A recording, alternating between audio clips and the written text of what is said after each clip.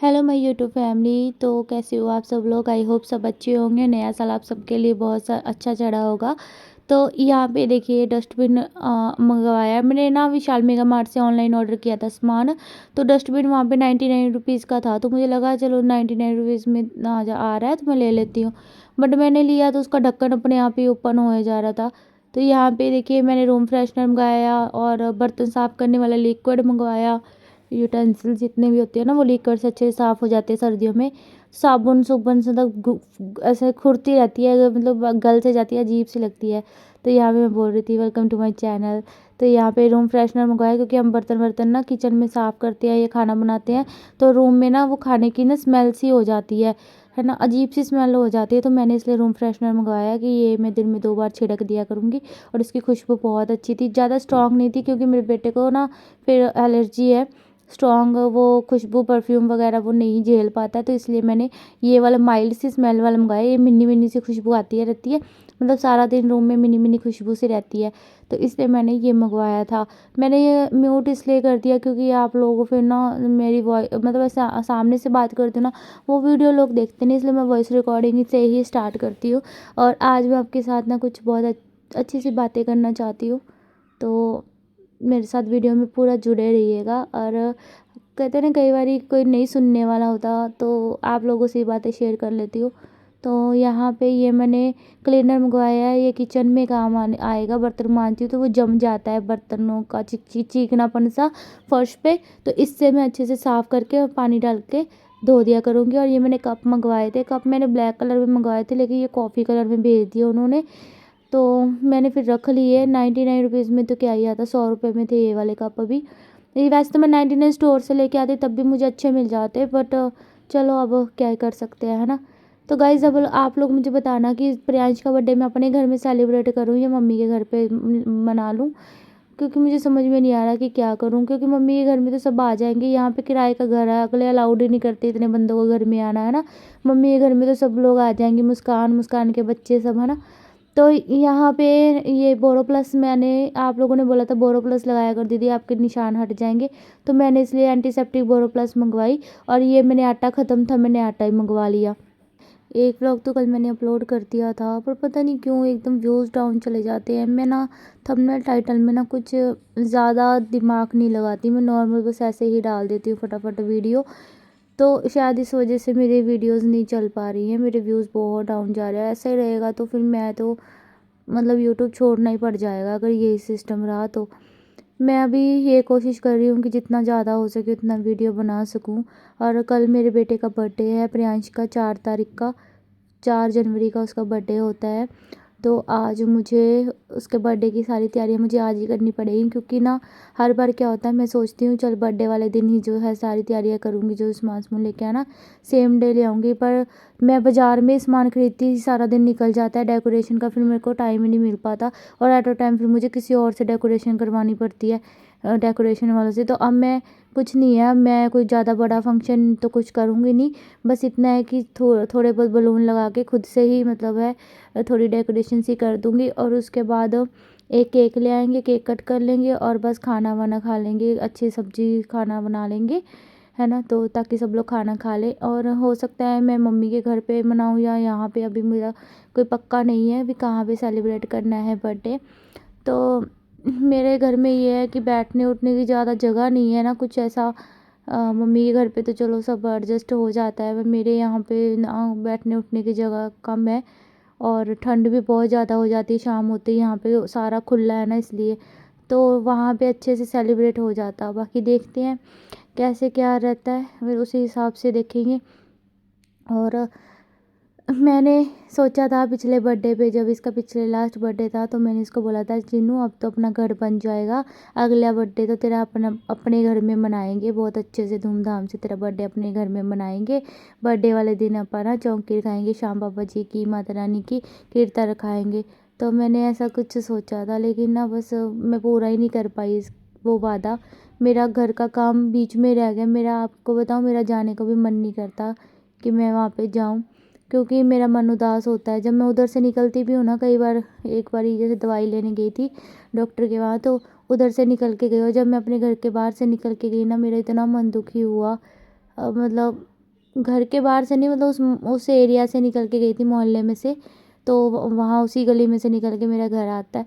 तो मेरा मन बहुत दुखी हुआ। भाई मेरा घर देखना, मैंने क्या सोचा था कि मेरा जल्दी घर बन जाएगा, मेरा सपना ऐसे अधूरा रह गया, अधूरा घर रह गया मेरा, है ना। सिर्फ 2-3 लाख के पीछे मेरा घर का काम रुका पड़ा है, और ये 2-3 लाख भी नहीं मुझे कहीं से मिल रहे कि कोई 2-3 लाख रुपए ब्याज पे ही दे दे मुझे कोई, है ना। पर कहीं से कुछ भी नहीं हो पा रहा है, मतलब पता नहीं क्यों, कहते हैं ना किस्मत ही ऐसी है, क्या कर सकते हैं।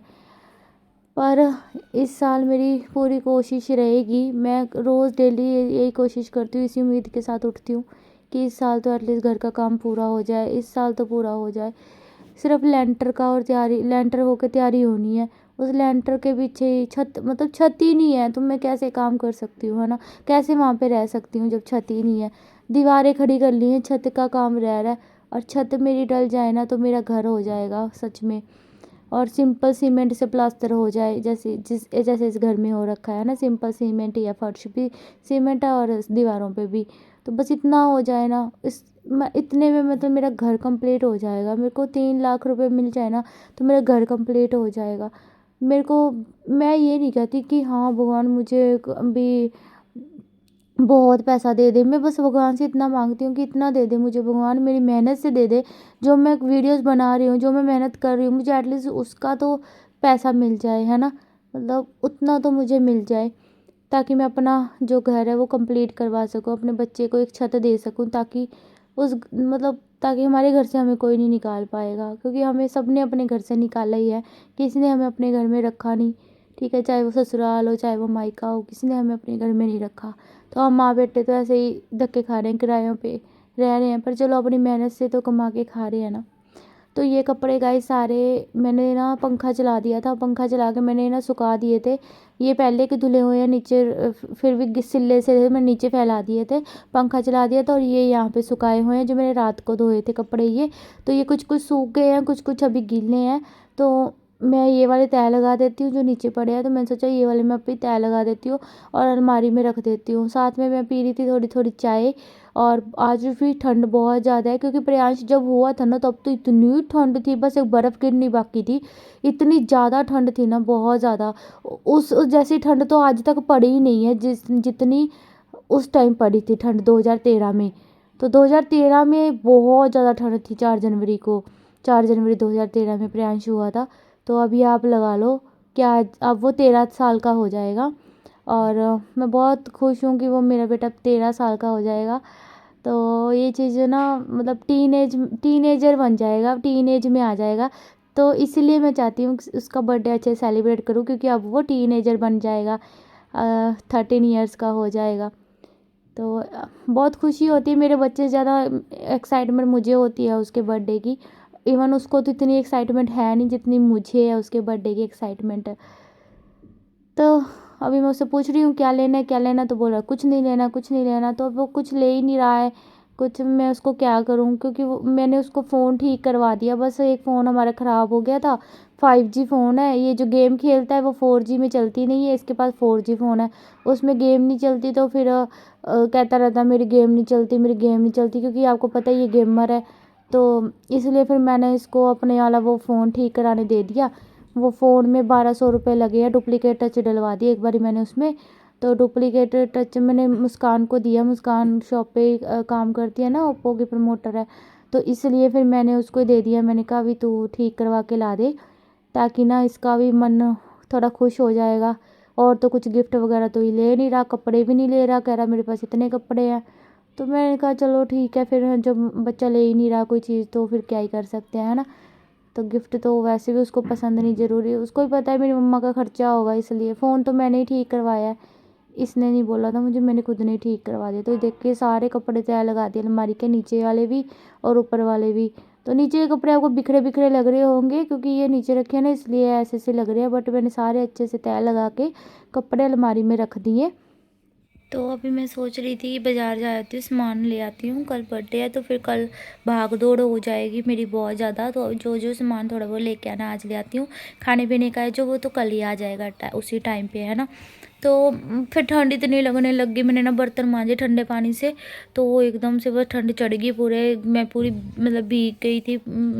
तो इसलिए ना ठंड चढ़ गई। खाना मैंने खाया, बर्तन साफ़ करे, अब बस मैं नहा के और सोच रही हूँ बाज़ार जा आती हूँ।